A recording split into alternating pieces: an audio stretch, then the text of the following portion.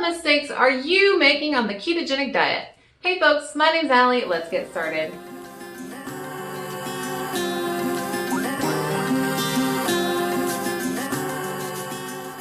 Sorry for the noise, the new neighbors are moving in. Anyway, the show must go on because when you make a commitment to do something, you should do that thing. But we'll get to that later. So today I want to make a video highlighting the things that I see and I hear from people who try keto or who want to do keto that kind of signal to me that they are making some mistakes. Well, why should you listen to me? Well, let this picture speak for itself. So I do think I know a little bit about weight loss and how to keep it off.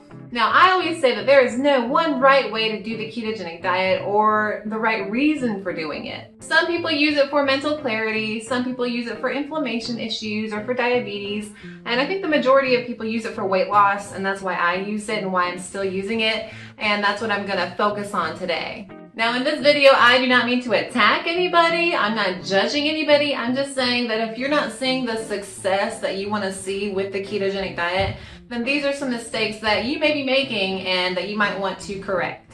So the first mistake is that people just go hog wild on all the fat, the fat bombs, the bacon, the pork rinds, whatever. And I'm not saying that you should be afraid of fat, I'm just saying that you need to be mindful of your calories. I have a whole video where I talk about the importance of calories and keto for weight loss. Remember, to be in a ketogenic state, you need to be eating about 20 net grams of carbs or less per day, and that's the only thing that will put you into a state of ketosis. So if you're just adding fat on to what you're already eating, if you're eating 200 grams of sugar a day, you're not going to be in a state of ketosis. Remember, for weight loss, calories do matter, and you want to burn the fat from your body, so you need to be eating at a calorie deficit. I'll link my favorite keto calculator down below. Now, I'm not saying you should be afraid of fat, but just keep in mind that you've got to be at a calorie deficit for weight loss. Don't get me wrong, I love a good fat bomb, okay?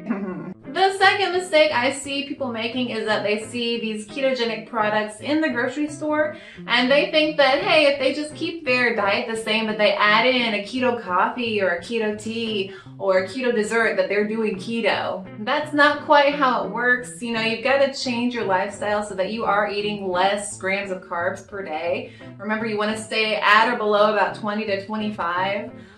So that you know that your body has stopped running on sugar and starts to run on fat. That's the whole point of keto. So remember, if you just switch out a meal a day or you just add in some keto products, you may not be in a state of ketosis if you haven't changed anything else about your diet. Again, I'm not saying that you should be afraid of keto products, but you should make sure that they fit into your day and that everything else that you are eating is ketogenic. I mean, the Muscle got some Quest bars and they didn't look like the picture, but they were still pretty good, to me who doesn't eat a whole lot of sugar or sweet things.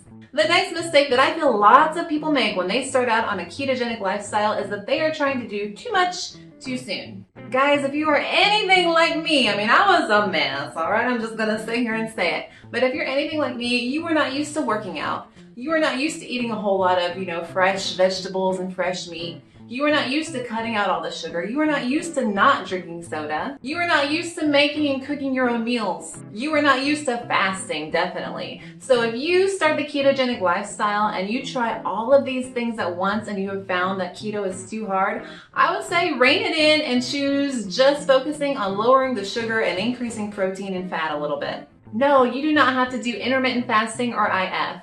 In my own experience, IF didn't work until about this year, and I lost all of my weight eating 2 to 3 meals a day. So you do not have to fast. You do not have to go crazy with all of this ketogenic, lifestyle guru messages that you hear out there. I consider myself a guru, but all of your food does not have to be super duper high quality or organic. You guys, I share from my own experience, starting out, I did start with the fun stuff like pork rind nachos and all, the cool extra butter, fat bomb things. But then you kind of realize, how to incorporate a more healthful approach to things. But starting out, I needed those. I really needed those artificial sweeteners. I needed a sweet treat every single night. I need that diet soda to keep me going throughout the day. And so if you start too much too soon, you might set yourself up for unsustainability. And that is the worst thing when it comes to weight loss. Remember, this is a lifestyle change, even though I hate that phrase. So you want to make sure that you can do this for the long term so that you can get healthy. So yes, you can incorporate those things later, but if you're finding that you are miserable and you just hate this lifestyle, rein it in and focus on the basics first. My next two mistakes that I see people make, and this is more of a personal pet peeve because I try and help people out there. The first one is that a lot of people say, keto's not working for me. Okay, great. No, not great, but awful. But I need to know some specifics. What is your height? What is your weight? What is your goal? What are you eating? Are you, logging food on a food log? Are you tracking it in an app? I need to know these things, and other people need to know these things to help you. If you just say, I tried keto and it's not working, I actually gained some weight, the first thing that comes to my mind is that you just went, hog wild on all the fat bombs. So please let us know, for the people out there on the internet or wherever who want to help you, give us some specifics. My other personal pet peeve and a mistake that I see people making about the ketogenic lifestyle is that they say, that's not keto. Remember, to be in a state of ketosis, all you need is to lower that sugar so that your body is forced to run on fat. So I get lots of comments of people saying, that's not keto, that's Atkins on my videos. And I say, well, I made a whole video about that, and the difference is, basically, keto is the first stage of Atkins. But remember, everybody's going to approach keto in their own way. So yes, while I prefer to focus on protein rather than fat, which you need protein for those muscles, remember other people may not be approaching this from a weight loss perspective. So they may be able to eat that higher fat and they may have a higher calorie limit than you do if you're trying to lose weight. Right now I'm in maintenance, so I'm trying to figure it out still. When I first started keto, I did dirty keto. Like I said, those pork rind nachos were good, but they weren't, sustainable. I don't want to have that every night. I want some vegetables and some, fresh, lean proteins in my life. You know what I'm saying? So remember that everybody's approach is going to be different, and I'm sure everybody's approach is going to change over the long term, definitely like mine has. So if somebody is in a state of ketosis because they are keeping those carbs low, let them be. If something's working for them, let them do them. I'm not going to sit here and judge people for why they're doing keto or how long they're doing keto or what their reasons for keto are or how they're doing keto unless they're eating too many carbs or calories for weight loss.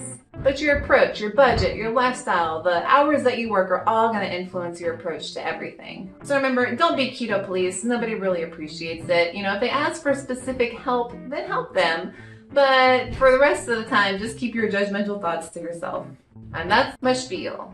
Okay, the next mistake that lots of people make, and that I made definitely, is not taking enough starting weight pictures and not writing down your starting weight stats. I did write down my old stats, but y'all, I don't have a whole lot of old Fat Alley pictures. And I'm kind of sad about it because I would love to use those on Instagram. By the way, you should go check me out on Instagram. I'm just saying, gonna throw it out there.